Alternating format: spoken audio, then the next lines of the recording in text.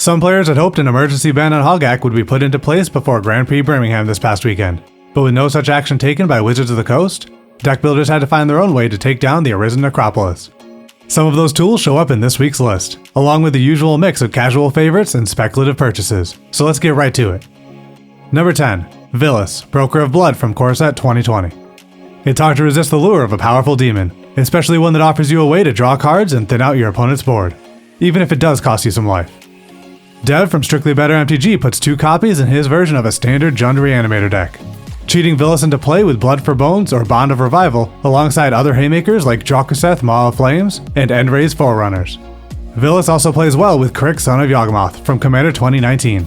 Since his activated ability has a black mana cost, you can pay life for it through Crick, and then since you lost life, you get to draw even more cards. Jumbo Commander already put out a list that does this, and the Commander's Quarters also played around with the combo in one of their quick take videos. Number 9. Mystic Forge from Core Set 2020. Modern Urza Thopter decks continue to make good use of this artifact, which can help dig for crucial combo pieces, but players are also starting to experiment with it more in other formats. Matt Nass brought a mono blue artifacts deck to Fandom Legends, a weekly arena tournament. While he didn't exactly walk away with first place, the deck does show some of Standard's interesting and underused cards. Mystic Forge lets you play Karn the Great Creator or Ugin the Ineffable right off the top of your deck, while Renowned Weaponsmith generates mana, and Sai Master Thopterist creates your army. The potential is there, and if Throne of Eldraine gives us a few more playable artifacts, a sword taken from a stone perhaps, the deck could become a breakout success. Number 8. Goblin Ringleader from Core Set 2020. Hogak decks in Modern are known for their speed, but if there's one deck that can outpace the graveyard strategy, it could be Goblins. The tribe got some help recently in Modern Horizons, and that was enough to inspire Jim Davis to take a Goblin list to the Mythic Championship in Barcelona.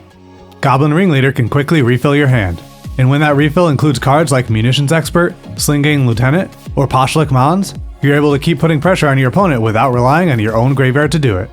The deck seems well positioned, as the sideboard cards that work against Hogak do almost nothing against Goblins, so you might be able to steal enough games against a field that is geared almost entirely towards stopping the Dredge Menace.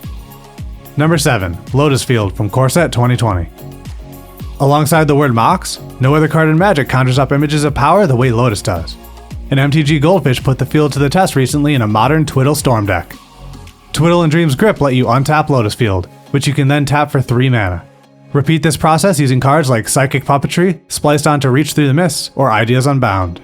Continue doing this, making more and more mana with every card cast until you finish off your opponent with a lethal Grape Shot. The deck is affordable, resilient, and able to win games on turn 3, making it a great choice for anyone looking to play something different from Modern's other archetypes.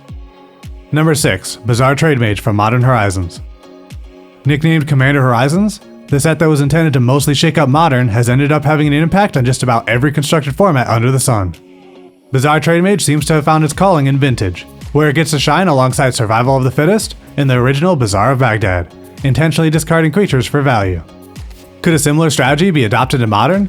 Hogak Dredge decks already attack along a similar axis, and without the support of the lands and artifacts you'll only find in Vintage, Trade Mage makes you jump through more hoops than it may be worth. But at less than 50 cents per copy, it's not too late to get on the ground floor of this one, despite weeks of appearing in our top 10 list. Number 5. Leyline of Anticipation from Core Set 2020. The London Mulligan rule has been in effect for a while now, and the Leylines haven't broken the game wide open despite initial fears. They do remain an interesting deck building inclusion though, as getting a free card can't be ignored.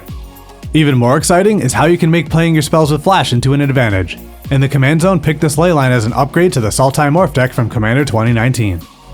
With Kadena Slinking Sorcerer in play, the first face-down creature that enters the battlefield each turn gets a 3 mana discount.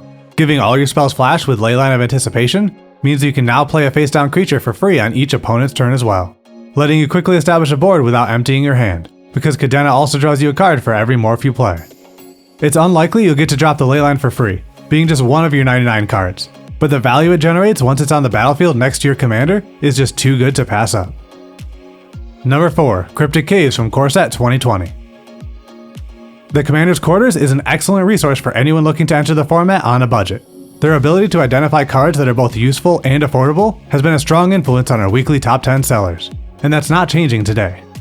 The Gitrog monster is a green and black legendary creature that encourages players to think about their deck construction a little differently than what's typical for those colors. With such a huge emphasis on lands, players often dig deep to find cards that synergize with the Frog Horror, and one example is Cryptic Case. Since the deck can easily get 5 lands on the battlefield, you'll almost always have access to the activated ability. And when you do use it, Gitrog Monster will actually feed you a second card as he sees you sacrifice the land to its own ability. An effective 2-for-1 for under 20 cents is good enough for the Commander's quarters, and good enough to make our list this week. Number 3. Aria Flame from Modern Horizons. An alternate win condition for the Twiddle Storm deck, this enchantment benefits from all the cheap spells you're able to cast even if you somehow fail to draw a Grape Shot or empty the Warrens. It also shows up in more creature-centric decks like Blue-Red Arclight Phoenix. These lists also play a ton of cheap spells, but tend to use Faithless Looting and Thought Scour to try and put their own Phoenix into the graveyard, or to quickly flip a thing in the ice. Adding Aria Flame lets them pile on damage even without being a dedicated Storm deck, and it lets them avoid some of the graveyard hate everyone's already packing for Hogak. Number 2. Rule of Law from Core Set 2020.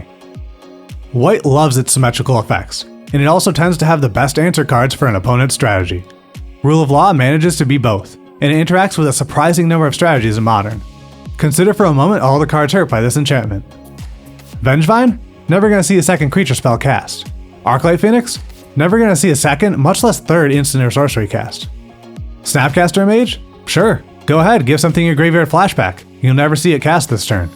Finale of Promise, or any spell that lets you cast copies? Useless. That Twiddle Storm deck we talked about earlier? Absolutely silenced. You get the idea. Some of the most degenerate decks in Modern depend on being able to cast more than one spell per turn, which makes Rule of Law a widely useful sideboard card for any deck able to generate just 1 white mana. Number 1. Soulherder from Modern Horizons. With so many creatures having great abilities that trigger upon entering the battlefield, Soulherder was bound to find a home in Modern.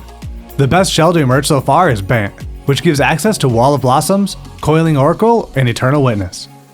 Ephemerate, also from Modern Horizons, provides another way to trigger all these great abilities, and the whole package is backed up with Force of Negation, Path to Exile, and a card once considered so good it had to be banned from the format, Jace the Mind Sculptor. This one didn't quite crack the top 8 at GP Birmingham, but came close enough that it's worth keeping an eye on. That's our top 10 this week. Plenty of hits for Commander, Modern, and even Standard. There's still time to experiment before rotation, or to upgrade your favorite 100 card stack with the Commander 2019 pre-constructed decks. Whatever format you play, subscribe to the channel so you stay up to date with future top 10s.